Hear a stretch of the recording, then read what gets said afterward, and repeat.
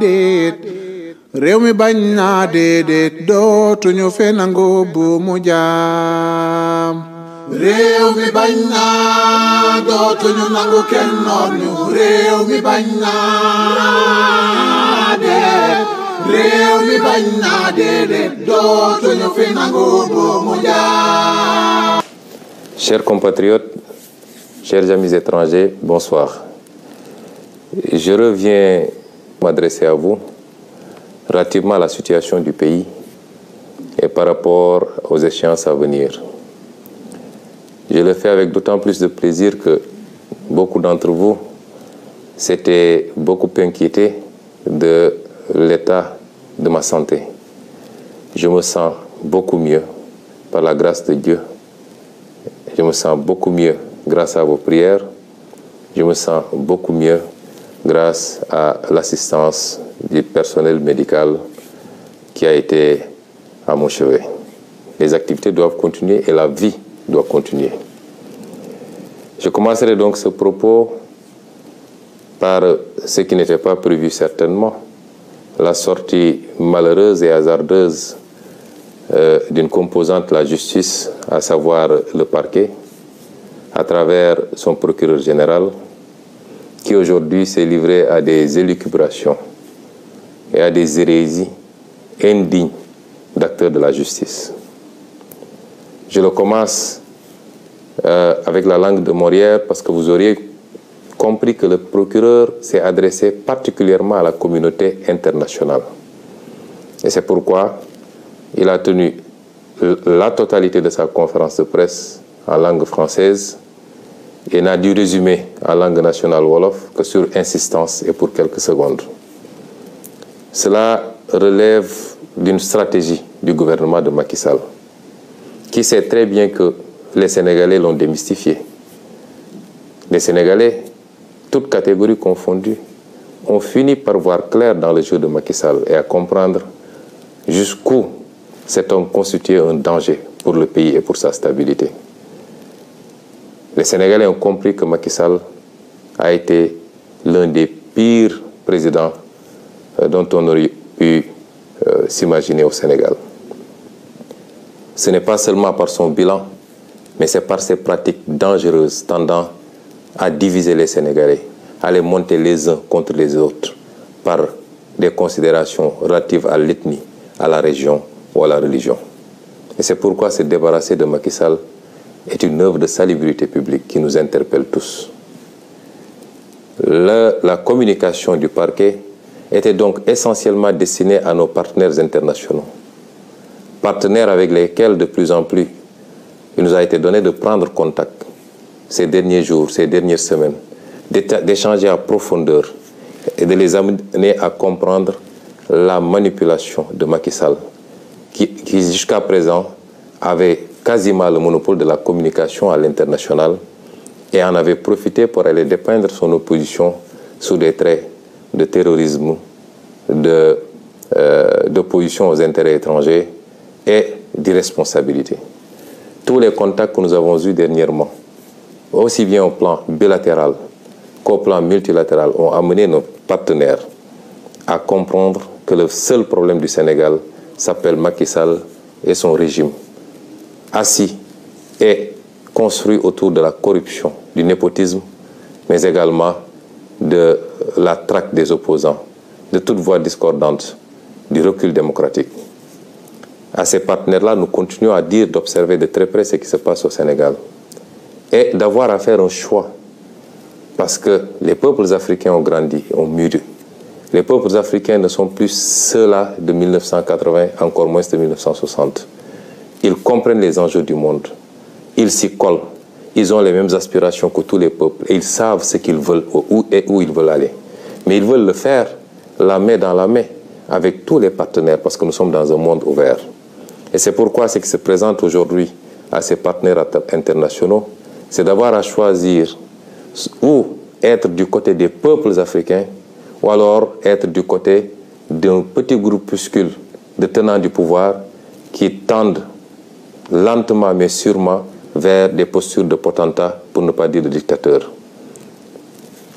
J'ose espérer que les choix seront éclairés et que tous les amis du Sénégal seront du côté du peuple sénégalais. Le procureur vous a parlé, vous de la communauté internationale. Qu'est-ce qu'il vous a dit? Il a essayé de vous dire qu'il y aurait au Sénégal des terroristes extrêmement graves, extrêmement dangereux, qui étaient sur le point de brûler le pays et d'y mettre le feu et d'y répandre le sang. Ce qui est cocasse dans cette histoire, c'est que comme toute arme, le procureur nous dit que ces terroristes n'avaient qu'une lunette, même pas de fusil, une lunette d'un fusil, et qu'ils étaient en train de faire le tour du monde pour chercher un fusil ou monter cette lunette. Il n'y a rien de plus ridicule que ces propos. Le procureur a voulu vous faire croire à un certain nombre de choses sur lesquelles je vais revenir. Mais je vais m'attarder sur la personnalité de ce procureur. Parce que ce procureur est l'illustration parfaite de l'avilissement, du rabaissement de certains magistrats. C'est un monsieur que je connais et qui me connaît, qui est un grand frère, que j'ai connu pendant que j'étais étudiant. Son frère, son petit frère est l'un de mes meilleurs amis. Ce procureur venait me voir ici à la maison, j'allais le voir chez lui. Donc ce n'est pas quelqu'un qui feignera de me méconnaître. Il me connaît extrêmement bien. Et ce procureur, durant tout le temps qu'on s'est connus, on a été un peu partout. On a été même demander la main d'épouse pour des amis ensemble. On a partagé des repas. Ce procureur, que je connais très bien, je le dis encore une fois, durant tout le temps qu'on l'a connu, nous n'ignorions pas ses pédigrés en tant que magistrat. Mais nous considérions que cela relève de sa vie professionnelle et que notre relation était beaucoup plus une relation sur le champ social et on s'en limitait à ça. Et ironie du sort, et comme Macky Sall sait si bien le faire, quand il veut faire le sale boulot, il a tendance à aller chercher des gens qui ont un certain pédigré extrêmement chargé pour leur faire le sale boulot. Et le procureur Bakhoum répond parfaitement, en même temps que l'autre procureur et le procureur auprès du TGI répondent parfaitement à ces descriptions, et ceux qui sont initiés au métier de la justice savent très bien de quoi je parle. Et c'est ce procureur-là qui aujourd'hui s'est livré à cette piètre prestation. Nos amis étrangers devaient même rire sous cap de voir un procureur général parler de manière si laborieuse et de manière si incertaine, sans aucune preuve à mettre sur la table, que des allégations pour essayer de charger d'honnêtes citoyens. Monsieur le procureur a d'abord parlé d'un soi-disant dossier d'empoisonnement ou de tentative d'assassinat me concernant. Mais tous les spécialistes du droit savent qu'un procureur, même s'il devait s'autosaisir, doit au moins entendre le principal concerné avant d'aller entendre d'autres personnes. Jusqu'au moment où je vous parle, le procureur ne m'a jamais entendu. Personne ne m'a jamais convoqué pour me parler de ce dossier. Je n'ai pas déposé de plainte et voilà une justice qui pourtant a un certain nombre de plaintes émanant de moi sur sa table. Je rappellerai au procureur général lui-même qu'il a 3 plaintes au moins sur sa table que j'ai déposées. Une plainte, 2 plaintes contre des avocats et une plainte contre un ancien procureur. Vous avez des plaintes sur votre table que vous ne traitez pas. Et vous vous empressez d'aller convoquer la presse pour raconter des histoires sur un dossier où il n'y a ni plainte ni autosaisine. C'est inédit dans les annales du droit de voir un procureur sur un dossier qui n'existe pas. Il n'y a pas de plainte, il n'y a pas d'autosaisine. Un procureur mobiliser toute la police pour soi-disant entendre des médecins, entendre des citoyens, faire tout un cirque pour aboutir à dire que c'est un pauvre citoyen qui serait à l'origine d'une tentative d'empoisonnement.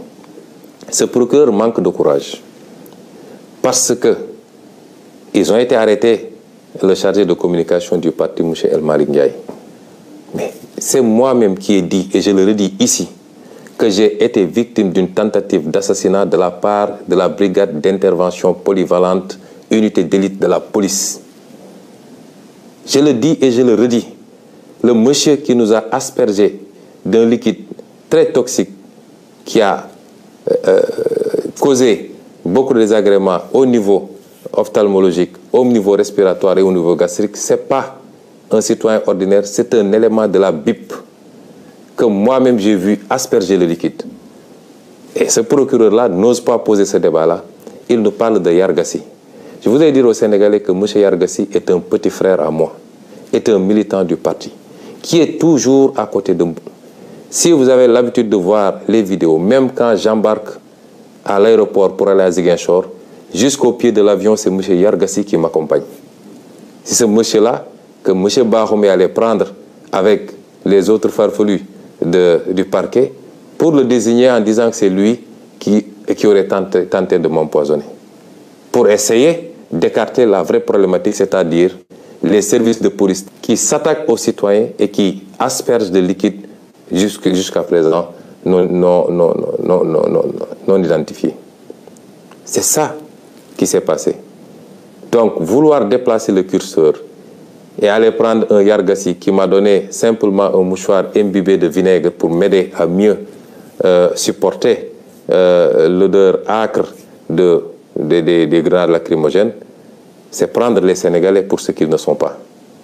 Et je dis à tous ceux qui veulent l'entendre que M. Yargassi n'a rien à voir avec cette affaire-là, que le procureur, la justice de manière générale, depuis quelque temps, la manière dont ils fonctionnent, devenus des mercenaires de Macky Sall, certains magistrats en tout cas, devenus des mercenaires de Macky Sall, essaient de déplacer le problème pour sacrifier un petit frère, un militant du parti, à qui je confierai ma vie pour essayer de lui imputer un acte grave posé par les services de police.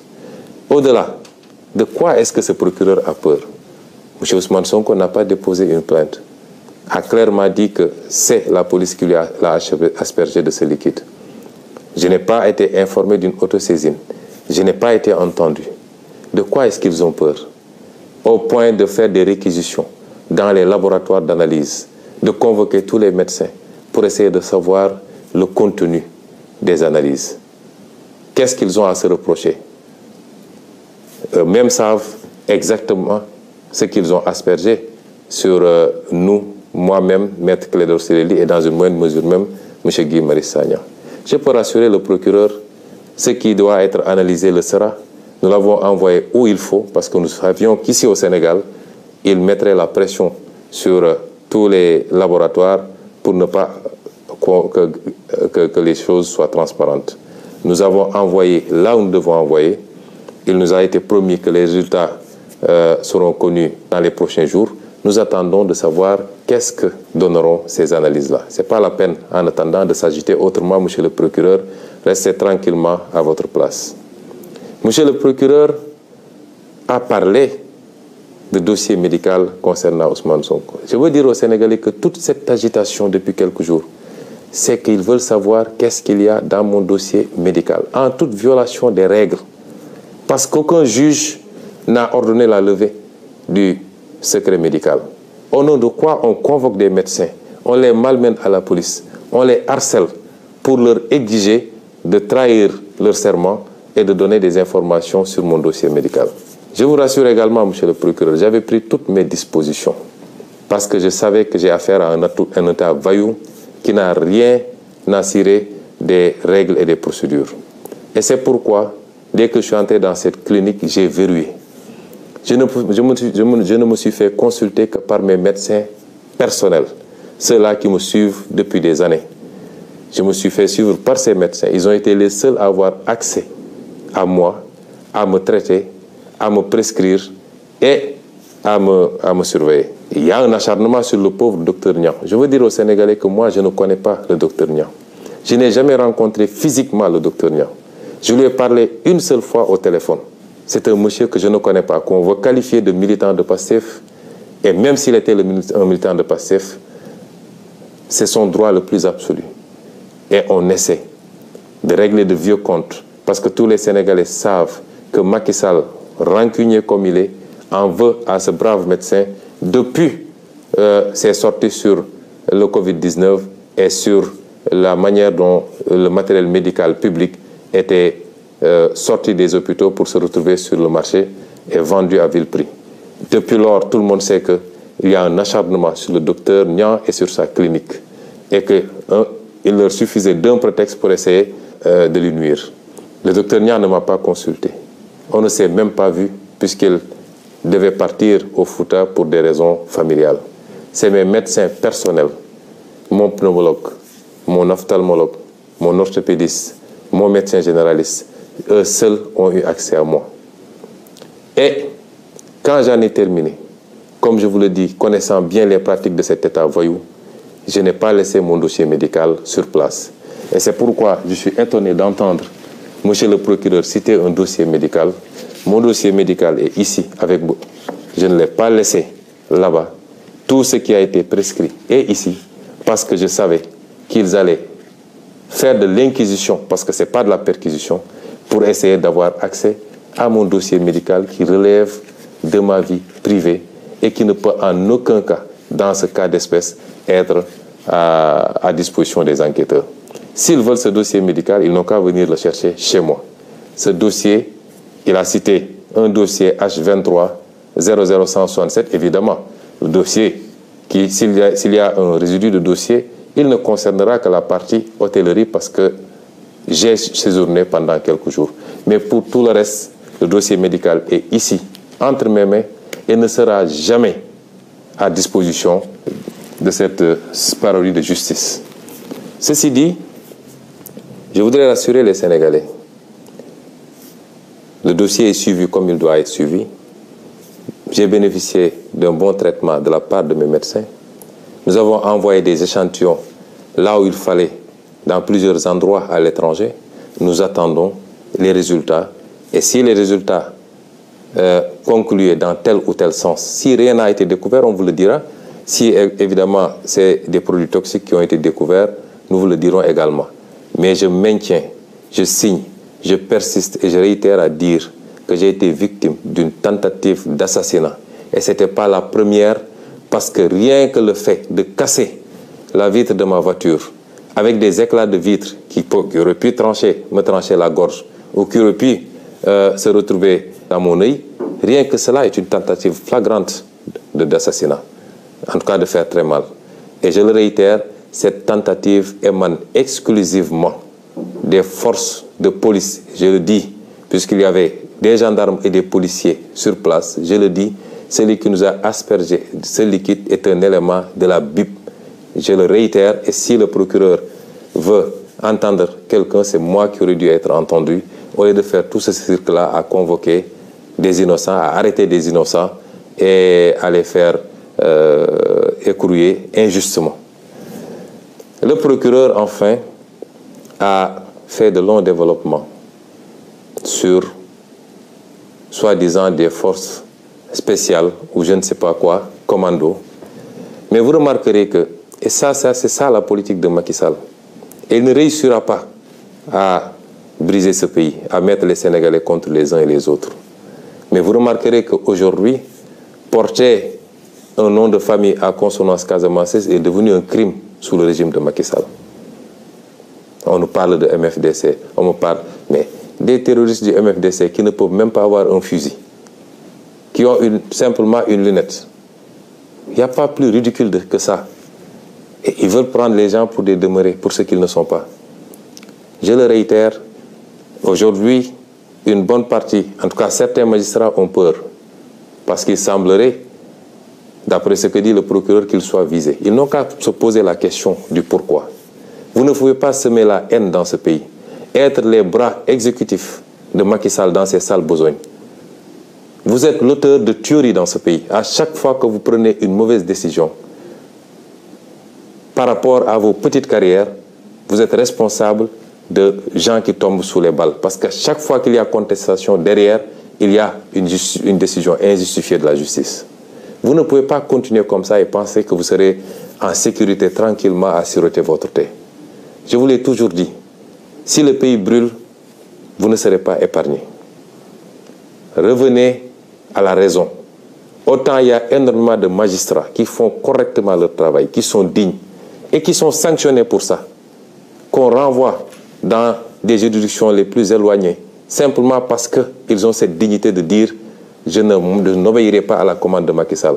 Autant, excusez-moi du terme, il y a de la pourriture dans cette magistrature-là. Et ces gens-là doivent comprendre que ça ne peut pas continuer comme ça. Je ne suis pas en train de vous menacer, je suis en train de vous prévenir. Si Macky Sall vous garantit la protection absolue, vous êtes engagé dans un combat qui ne commence pas aujourd'hui et qui ne se terminera pas aujourd'hui. Vous ne pouvez pas être des briseurs de carrière politique. Vous ne pouvez pas être des briseurs de projets politiques auxquels des millions de Sénégalais croient. Vous ne pouvez pas être des obstacles à l'espoir des Sénégalais et penser que vous allez vous en sortir indemne. Tôt ou tard, vous rendrez compte aux Sénégalais. Vous rendrez compte devant la loi que vous étiez censé servir. Et c'est pourquoi vos intimidations ne passeront pas. Le magistrat qui se muera en politicien pour exécuter des commandes politiques, ce sera lui-même défini comme ennemi du peuple sénégalais. En tout cas, d'une grande partie du peuple sénégalais. Et nous assumons nos propos par rapport à ça. Nous ne pouvons pas accepter que ce pays soit pris en otage par un groupuscule de magistrats, quelle que soit leur fonction. Et c'est pourquoi nous vous disons que vous habitez dans ce pays. Les gens que vous jetez injustement en prison, ils ont de la famille, comme vous. Ils ont des carrières comme vous. Ils ont des parents comme vous. Ils ont droit à la liberté comme tout le monde. Mais sur commande politique, vous vous permettez de prendre des gens que vous jetez, des innocents que vous jetez en prison, que vous laissez pendant des mois souffrir en prison. Et vous pensez que les gens vont continuer à vous laisser comme ça. C'est vous qui alimentez la haine contre vous. Et à terme, ça risque de se passer mal. Revenez à la raison. Ce pays ne vous appartient pas, il nous appartient à tous. Respectons-nous et sachez que vous rendez la justice non pas au nom de Macky Sall, de sa famille et de son parti, mais vous la rendez au nom du peuple sénégalais. Et ce peuple sénégalais ne se retrouve plus dans ce que vous êtes en train de faire. Il vous a honni à cause de vos comportements. Et c'est pourquoi votre intimidation ne passera pas. Nous continuerons à faire ce que nous devons faire. Et parmi ces actions que nous devons faire, je réitère que le plan d'action du 29, 30 et du 3 avril reste maintenu intégralement. Nous sortirons, nous manifesterons, parce que nous l'avions dit. Désormais, avec ou sans autorisation, nous manifesterons. Nous ferons face à Macky Sall, parce qu'il veut faire croire aux gens qu'il a la capacité de réprimer les manifestations. Il avait dit que ce qui s'était passé ne se passerait plus. Ce qui s'est passé le 16 a démontré qu'il n'a pas les capacités pour contenir un peuple qui est debout, qui dit non. Et nous ne devons pas être moins dignes que les autres peuples qui se battent aujourd'hui. Le peuple français a beaucoup d'avantages, énormément d'avantages, mais aujourd'hui, ils se battent pour leur dignité. Pourquoi notre peuple refuserait de se battre ou abdiquerait face aux velléités dictatoriales de Macky Sall? Nous nous battrons. Ils n'ont pas les capacités, si le peuple le veut. Et si le peuple se met debout, Macky Sall n'a pas le 10e des capacités pour contenir ce peuple. Et j'en appelle à ce peuple-là, à la jeunesse, aux ouvriers, aux transporteurs, aux étudiants, aux intellectuels, aux femmes, aux jeunes, à toutes les couches sociales. Ce qui se joue aujourd'hui, c'est notre destin. Si on laisse Macky Sall gagner, nous souffrirons encore pendant très très longtemps. Nous maintiendrons ce plan d'action. Et nous ne tomberons pas sous le piège de Macky Sall. Parce que, aujourd'hui, il est omnibulé par son défilé du 4 avril. Il va organiser un très grand défilé, le dernier qu'il organisera, puisque dans 11 mois, il ne sera plus président de la République, s'il plaît à Dieu. Il veut faire une démonstration de force et en même temps intimider le Sénégalais pour montrer qu'il a beaucoup acquis en armement, de toutes sortes, des tanks, des chars. En soi, ça ne nous pose pas de problème. La fête de la nation, c'est notre fête à tous. Mais nous ne tomberons pas dans le piège de Macky Sall parce qu'à chaque fois, il ruse. Vous vous rappelez, lors de la crise du Covid, il avait invité toute la classe politique au palais de la République. Et nous tous, on avait dit que c'est la République qui a appelé. Nous sommes partis en pensant que ça allait être un nouvel élan pour que Macky Sall comprenne qu'on ne gère pas un pays de manière autocratique et qu'on doit respecter son opposition si on veut que cette opposition vous respecte. On a vu ce qui s'en est suivi. Vous vous rappelez, lorsque nous avons gagné la Coupe d'Afrique, il a appelé. Moi, j'ai été de ceux qui avaient dit que je ne m'y rendrai pas parce que c'est de la ruse encore. Une bonne partie de l'opposition s'y était rendue. Mais on a vu où est-ce que ça a fini.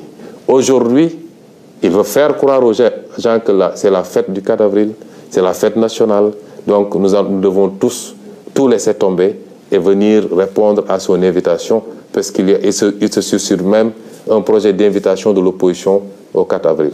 Comment pouvez-vous comprendre que Macky Sall emprisonne plus de 300 personnes de nos jeunes, mettent d'autres sous bracelet électronique, d'autres ont été blessés par balle, d'autres ont été tués. Il n'y a même pas une enquête. À ce procureur, justement, je rappelle, où en est-il avec les enquêtes de la disparition de Didier Badji et de son compère? Où est-ce qu'il en est avec l'enquête sur l'assassinat de Maria Massagna? Où est-ce qu'il en est sur l'enquête avec les 14 jeunes exécutés froidement lors des manifestations de mars 2021, etc., etc. Et aujourd'hui, il vient faire une sortie malheureuse pour nous parler d'empoisonnement ou de je ne sais forces spéciales. Et c'est pourquoi nous disons que nous ne tomberons pas dans ce piège-là. Nous continuerons à nous battre et personne ne nous mettra à dos l'armée nationale. L'armée nationale, c'est notre armée, c'est notre fierté à tous. Ils vont sortir avec des arguments pour vous dire « oui, ils veulent manifester le 3 alors que c'est la fête de l'armée ». Il n'en est absolument rien. Macky Sall fait des arrestations le 3, fait des emprisonnements le 3. Nous ne suspendrons pas notre combat le 3. Et donc j'en appelle à tout ce peuple.